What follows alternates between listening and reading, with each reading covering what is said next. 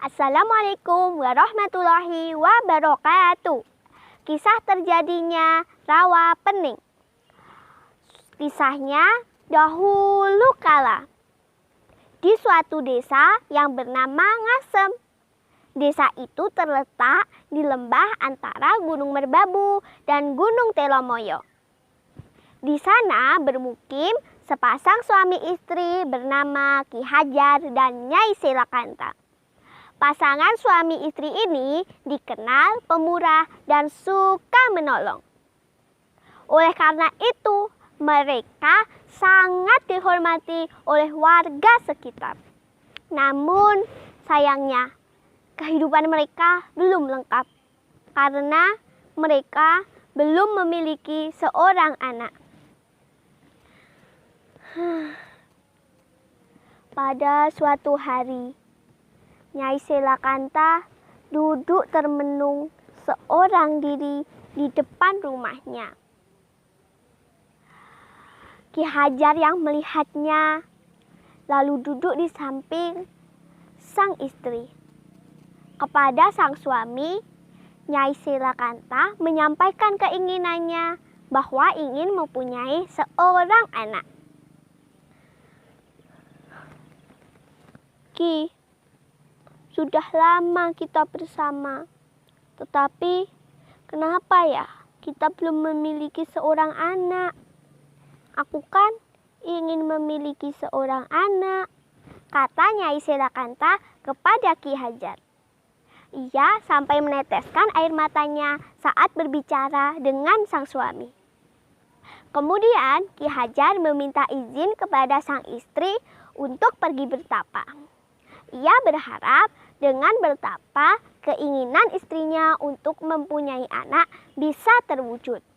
Keesokan harinya berangkatlah Ki Hajar ke lereng Gunung Telomoyo untuk bertapa. Setelah keberangkatan itu, Nyai Selakanta dengan sabar menunggu. Dan akhirnya hamil juga Nyai Selakanta dan melahirkan. Tetapi ia terkejut karena yang ia lahirkan adalah seekor naga. Naga itu diberinya nama Baru Kelinting yang diambil dari nama tombak milik suaminya. Kata baru berasal dari kata Bra yang artinya keturunan Brahmana, seorang resi yang kedudukannya lebih tinggi daripada pendeta. Dan kata kelinting berarti lonceng.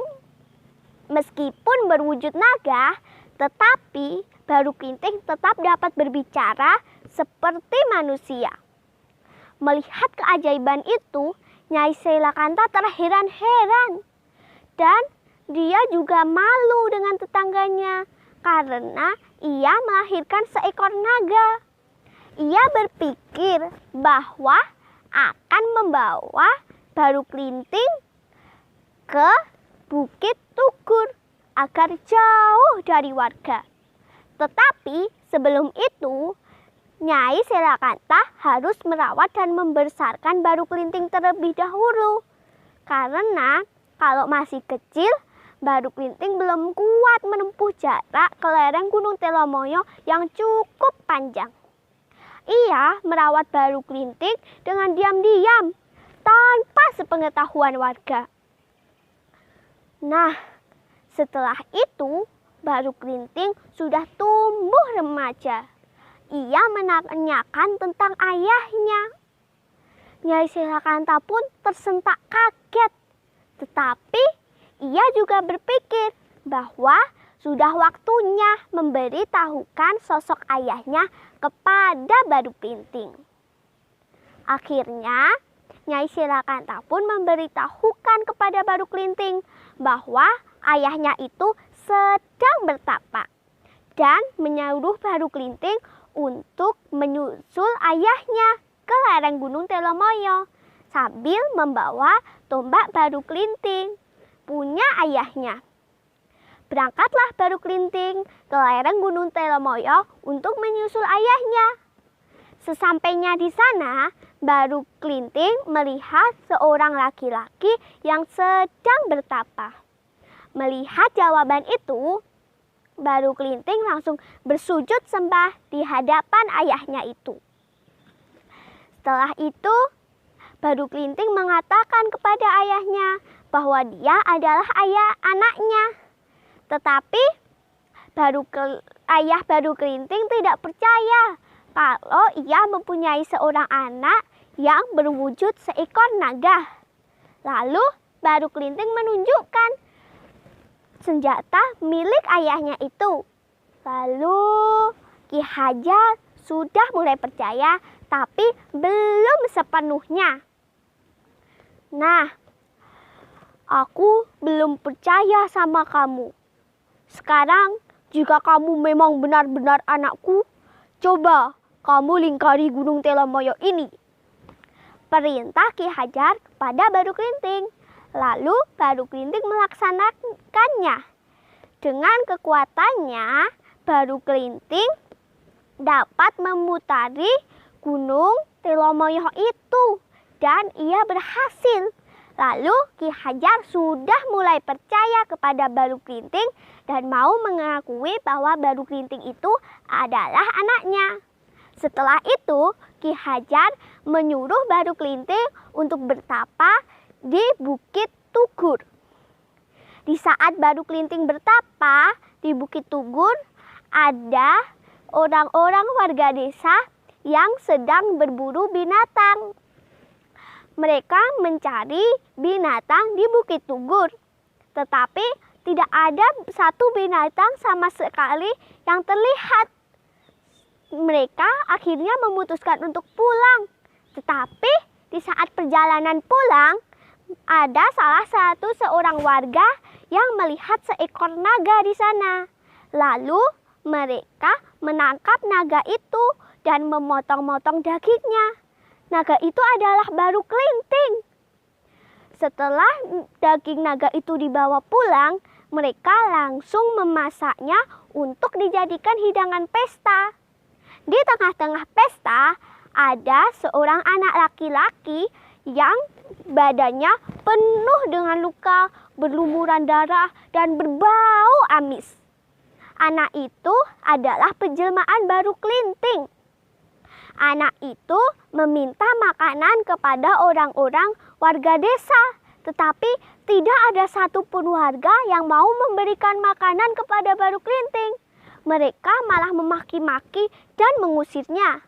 Akhirnya Baru Kelinting pun pergi. Dan di tengah perjalanan, ia bertemu dengan janda tua yang bernama Nyi Latung. Nyi Latung mengajak Baru Kelinting untuk pergi ke rumahnya. Baru Kelinting pun mau. Sesampai di rumah Nyi Latung, Baru Kelinting diberi hidangan makanan yang enak dan lezat. Di sana, Baru Kelinting menyarankan kepada Nyi Latung agar jika sudah mendengar suara gemuruh untuk menyiapkan penumbuk padi dari kayu. Akhirnya, Baru Kelinting pun kembali ke pesta dengan membawa sebatang lidi. Lalu lidi itu ditancapkan dan meminta para warga untuk mencabut lidi itu. Tetapi tidak ada satupun warga yang bisa mencabut lidi itu. Dengan kesaktiannya, Baru Kelinting mampu mencabut lidi itu dengan mudah. Akhirnya, setelah lidi itu dicabut, muncullah cipratan-cipratan air yang keluar semakin lama semakin besar. Dan terjadilah banjir besar. Para warga di sana berlarian untuk menyelamatkan diri. Tetapi tidak ada satu warga pun yang dapat menyelamatkan diri karena mereka tenggelam. Nah, dan desa itu kini sudah berubah menjadi rawa atau danau yang sekarang dikenal dengan Rawa Pening. Setelah itu, Baru Kelinting kembali menemui nenek janda tadi yang sudah siap menunggu di atas lesung atau penumbuk padi dari kayu. Setelah itu, di dalam peristiwa itu yang selamat hanyalah Baru Klinting dan Nyi Latung. Dan Baru Klinting kembali menjadi naga sebagai penjaga rawa bening. Selesai. Terima kasih. Wassalamualaikum warahmatullahi wabarakatuh.